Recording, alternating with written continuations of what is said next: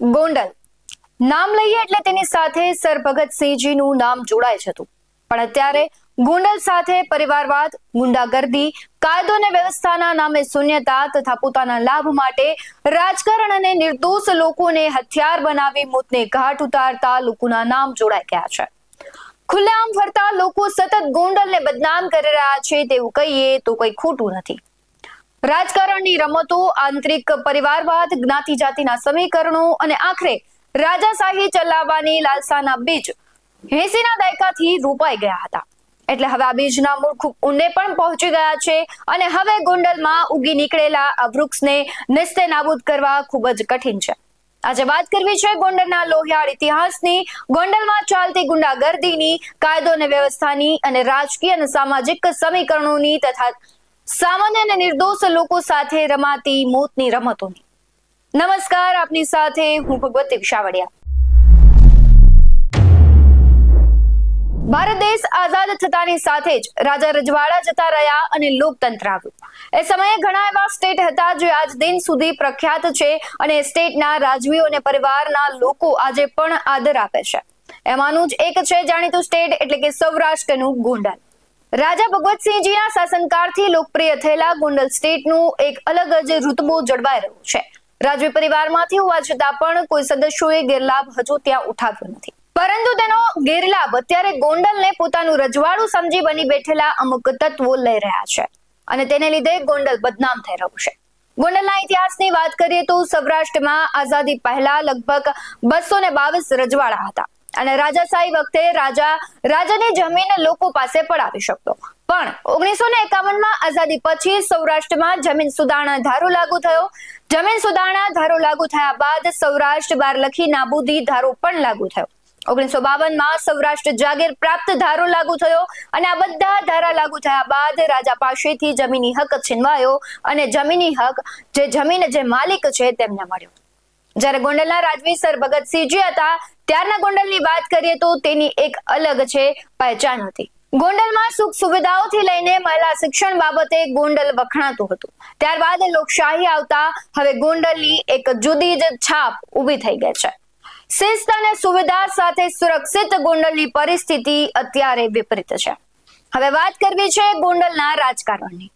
1962ની પહેલા વિધાનસભા ચૂંટણીથી જ આ બેઠક પર પાટીદારોની હાજરી રહી હતી અને ચૂંટણીમાં અપક્ષ ઉમેદવાર પોપટભાઈ પટેલ બીજા ક્રમે રહ્યા હતા. 1967માં કોંગ્રેસના BH પટેલ ચૂંટાઈ આવ્યા. જ્યારે 1972માં ઇન્દિરા ગાંધીની કોંગ્રેસ તથા સંસ્થા કોંગ્રેસ વચ્ચે જંગ જામ્યો ત્યારે બંને ઉમેદવાર પાટીદાર જ હતા. 1975ની વાત કરીએ તો ચૂંટણીમાં કિમલોપના પોપટભાઈ સોરઠિયાએ કોંગ્રેસના વિઠ્ઠલ સોજિત્રાને પરાજય આપ્યો અને 1980ની વિધાનસભા ચૂંટણી 10 વર્ષ અગાઉ કિમલોપના ઉમેદવાર તરીકે વિજેતા થયેલા પોપટભાઈ 1985ની વિધાનસભાની ચૂંટણીમાં કોંગ્રેસના ઉમેદવાર તરીકે ચૂંટાઈ આવ્યા. સત્તાના નવા સમીકરણમાં ક્ષત્રિયોનું કદ વધ્યું અને પાટીદારોનું કદ ઘટ્યું હતું, જેની સીધી જ અસર જ્ઞાતિ જાતિના સમીકરણોથી ગ્રસ્ત સૌરાષ્ટ્રમાં જોવા મળી. અહીં પાટીદારો અને ક્ષત્રિયો વચ્ચે હિંસક અથડામણો પણ થઈ હતી. આ અરસામાં જામનગર જિલ્લાની કાલાવડ બેઠક પરથી અપક્ષ ધારાસભ્ય ભીમજીભાઈ પટેલની એસટી બસ સ્ટેશન ખાતે સરા જાહેર છરીના ઘા મારીને હત્યા કરી દેવામાં આવી અને તેમાં એક ક્ષત્રિય યુવક દોષિત ઠર્યો. આ ઘટનાને કારણે જ્ઞાતિવાદ સમીકરણોને હવા મળી હતી. ભાવનગર જિલ્લાના ચોમલ ગામ ખાતે પટેલોના હાથે 3 ગરાસિયાની હત્યા થઈ, જેનું વેર વાળવા લૌકિક ક્રિયામાંથી પરત ફરી રહેલા પાટીદારોના ટ્રેક્ટરને માનગઢ જે ભાવનગર ખાતે આવેલું છે ત્યાં નિશાન બનાવવામાં આવ્યા, જેમાં 11 પાટીદારોની લોથ ઢળી ગઈ હતી, જેના કારણે પાટીદારો અને ક્ષત્રિયો વચ્ચેની ખાઈ પહોળી થઈ ગઈ. એ પછી તારીખ 15 ઓગસ્ટ 1988ના રોજ ગોંડલની સંગ્રામસિંહ હાઈસ્કૂલમાં સ્વતંત્રતા દિવસનો કાર્યક્રમ ચાલી રહ્યો હતો અને ત્યારે જ 22 વર્ષના ક્ષત્રિય યુવક અનિરુદ્ધસિંહ જાડેજાએ રીબડાવાળા છે જે તે પોઈન્ટ બ્લેન્ક રેન્જથી કોંગ્રેસના ધારાસભ્ય પોપટ સોરઠિયાની સરા જાહેર હત્યા કરી નાખી. વર્તમાન ધારાસભ્યની હત્યા થઈ જવાને કારણે કાયદો અને વ્યવસ્થાની સ્થિતિ મુદ્દે સમગ્ર રાજ્યમાં હાહાકાર મચી જવા પામ્યો હતો. આ ઘટનાને લઈને ધરપકડ બાદ અનિરુદ્ધસિંહનો આરોપ હતો કે પાટીદાર નેતા દ્વારા તેમના પિતા અને ગોંડલ તાલુકા પંચાયતના પૂર્વ પ્રમુખ મહિપતસિંહ માટે મુશ્કેલીઓ ઊભી કરાતી હતી. સોરઠિયાની હત્યાનો આ પહેલો પ્રયાસ નહોતો, અગાઉ પણ નિષ્ફળ હુમલા થયા હતા. ગોંડલ જ નહીં, સૌરાષ્ટ્ર વિસ્તારમાં પાટીદાર નેતાનું કદ ધરાવતા પોપટ સોરઠિયા ઉપર સાર્વજનિક રીતે પટેલવાદના આરોપ લાગતા હતા. પોપટભાઈએ તેને ટીકા તરીકે નહીં પરંતુ તેને સિદ્ધિ તરીકે તે લેતા હતા. ગોંડલ બેઠક પરના હિંસક ઇતિહાસ પર નજર કરીએ તો સોરઠિયાની હત્યા 1 વર્ષ બાદ જ તારીખ 26 નવેમ્બર 1989 ના દિવસે જ દિગ્ગજ પાટીદાર નેતા અને પૂર્વ આરોગ્ય મંત્રી વલ્લભ પટેલની પડદરીના હળમતિયા ગામ ખાતે હત્યા કરી દેવામાં આવી. યુગાનુયોગ જેની ઉપર હત્યાના આરોપ લાગ્યા હતા તે યુવકનું નામ પણ અનિરુદ્ધ સિંહ હતું. એ પછી 15મી એપ્રિલ 1995 ના દિવસે આશાપુરા ડેમ પાસેથી જયંતિભાઈ વાડોદરિયાની હત્યા કરી દેવાયેલી લાશ મળી આવી. તેઓ યુવા અને આશાસ્પદ પાટીદાર નેતા હતા. બીજા દિવસે ધૂળેટી હોવા છતાં ગોંડલમાં સન્નાટો રહ્યો અને રંગોના પર્વની રંગે ચંગે ઉજવણી નહોતી થઈ. એ યુગાનુયુગ નહોતો કે જે બેઠક પર પાટીદાર ધારાસભ્યની હત્યા થઈ તે કાલાવાડ, ગોંડલ અને ટંકારા બેઠક પરથી ચૂંટણી લઈને કેશુભાઈએ પોતાને પાટીદાર નેતા તરીકે પ્રસ્થાપિત કર્યા અને મુખ્યમંત્રી પદે પણ પહોંચ્યા. વલ્લભભાઈનું હત્યા સ્થળ પડદરી ટંકારા વિધાનસભા હેઠળ આવે છે અને આ પછી અનિરુદ્ધસિંહના પિતા મહેપતસિંહે 1990 અને 1995માં ગોંડલની બેઠક પરથી અપક્ષ ચૂંટણી લડી અને જીતી અને એ પછી આ બેઠક પર એક અપવાદને બાદ કરતા રાજપૂત ઉમેદવારોનો દબદબો રહ્યો છે. 1998, 2002 અને 2012માં જયરાજસિંહ જાડેજાએ આ બેઠક જીતી પોતાની પ્રથમ ચૂંટણીમાં તેમણે મહેપતસિંહને પરાજય આપ્યો. 2012માં કેશુભાઈ પટેલની ગુજરાત પરિવર્તન પાર્ટીના ગોરધન ઝડફિયા આ બેઠક પરથી ચૂંટણી લડ્યા હતા અને બીજા ક્રમે પણ આવ્યા હતા. આગળ જતા અનિરુદ્ધસિંહ દોષિત ઠર્યા અને તેમને સજા પણ થઈ. અનિરુદ્ધસિંહના કદનું અનુમાન એ વાત પરથી લગાવી શકાય કે ગુનેગાર ઠર્યા પછી વર્ષો સુધી તે સૌરાષ્ટ્ર અને અમદાવાદ છૂટથી ફરતા હતા અને તેમની ધરપકડ કરવામાં નહોતી આવતી અને સુપ્રીમ કોર્ટની દખલ બાદ 2000ની સાલમાં તેમને જેલના સળિયા પાછળ ધકેલવામાં આવ્યા. હવે વાત કરીએ જયરાજસિંહ જાડેજા અને ગણેશ ગોંડલની.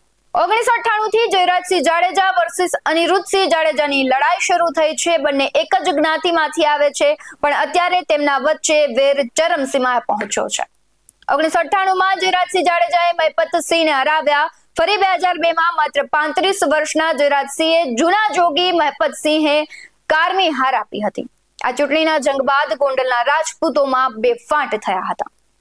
જયરાજસિંહના નેતૃત્વમાં ગોંડલ જૂથ અને મહેપતસિંહ અને હાલ અનિરુદ્ધસિંહના નેતૃત્વમાં રીબડા જૂથ આવ્યું. આ બધાની વચ્ચે અત્યારે જયરાજસિંહ અને અનિરુદ્ધસિંહના દીકરાઓ વચ્ચે ગજગ્રાહ્ય જગ જાહેર છે.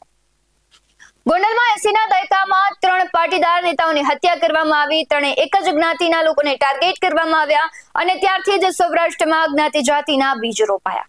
એક સમય હતો કે પોપટલાખા સોરઠિયા નિવેદન આપતા હતા કે ગોંડલમાં ધારાસભ્ય બનવું હોય તો તમારે પટેલના ખોળે જન્મ લેવો પડે અને વળી સમાચારની હેડલાઇન ટીકા તરીકે નહીં પરંતુ પ્રસિદ્ધિ તરીકે છાપવામાં પણ આવતી. પણ અહીંયા પ્રશ્ન એ થાય કે જો પોપટલાખા સોરઠિયા નિવેદન આપે તો અત્યારે જયરાજસિંહ જાડેજા આપે છે તો બની બેઠેલા પાટીદાર આગેવાનોને કેમ અચાનક પેટમાં દુખવા લાગે છે? પહેલેથી થતો પરિવારવાદ આજે કેમ પાટીદાર અગ્રણીઓને દેખાયો?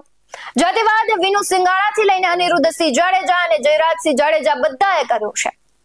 તમે ગોંડલના રાજકીય ઇતિહાસ પર નજર કરો તો તમને ખબર પડશે કે 1990 પછી સાંસદ સભ્યો પાટીદાર, 1980માં કેશુભાઈ પટેલ ધારાસભ્ય રહ્યા અને બધા વચ્ચે નિખિલ ડોંગા અને વિનુ સિંગાણાનો ઇતિહાસ ગુનાહિત જ છે અને અત્યારે જયરાજસિંહના દીકરા ગણેશ ગોંડલ અને અનિરુદ્ધસિંહનો પણ ગુનાહિત ઇતિહાસ છે. પાટીદાર અને ક્ષત્રિય ઇતિહાસ ગોંડલમાં ગુનાહિત અને લોહિયાળ રહ્યા છે જેમાં આપણે આંખ આડા કાન ન કરી શકીએ. તે એક કડવી અને નગ્ન વાસ્તવિકતા છે. પણ વાસ્તવિક પરિસ્થિતિ જે અત્યારે સર્જાય છે તેમાં અમુક અંશે બાહુબલી પરિવાર જવાબદાર છે તેવું લોકમુખે ચર્ચાઈ રહ્યું છે. છેલ્લા કેટલાય સમયથી ગોંડલમાં કાયદો અને વ્યવસ્થાની સ્થિતિ ખાડે ગઈ છે અને તેની સાબિતી રોજબરોજ બનતી ઘટનાઓ આપે છે. છેલ્લા 2 મહિનાની જ વાત કરીએ તો રાજકુમાર જાટનું ભેદી મોત, પાટીદાર સગીરને મારવાની ઘટના, ત્યારબાદ ગોંડલને મિર્જાપુર ગણાવતા મેદાને આવેલા પાટીદાર યુવાનો અને અમિત ખૂંટ આત્મહત્યા કેસ. આટલી ઘટનાઓ પૂરતી છે ગોંડલની સ્થિતિને બતાવવા માટે. આજે ગોંડલમાં સર્જાયેલી પરિસ્થિતિને સરભગતસિંહજીનો ગોંડલ પ્રશ્ન કરે છે કે કેમ મારી સુરક્ષિત, સ્વચ્છ અને સુંદરતાની છબી કલંકિત થઈ? ગોંડલમાં કાયદો અને વ્યવસ્થા કેમ ખાડે ગયા? પોલીસ કેમ મૂક પ્રેક્ષક બની બધા ખેલ જુએ છે? ગોંડલમાં કયા ગુંડાઓ બેફામ બન્યા છે? પરિવાર અને જાતિવાદ ગોંડલને બદનામ કેમ કરે છે?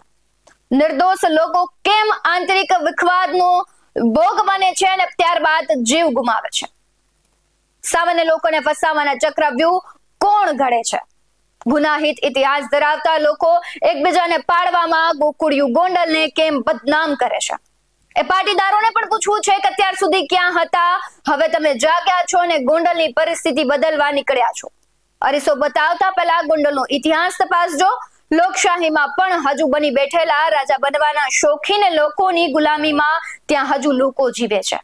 આ લોકોને પણ પ્રશ્ન પૂછવો છે કે વગર માં કે શું કામ તમે બધું સહન કરો છો? આ મુદ્દે તમારું શું કહેવું છે? કમેન્ટ કરી જરૂરથી જણાવજો. આવા જ વધુ અહેવાલો સાથે ફરી મળતા રહીશું. તમે અમારી YouTube ચેનલને સબસ્ક્રાઇબ કરવાનું, અમને Facebook અને Instagram પર ફોલો કરવાનું ભૂલશો નહીં. બાકી અવનવી અપડેટ્સ મેળવવા માટે આપ જોતા રહો BS9 TV ન્યૂઝ. નમસ્કાર.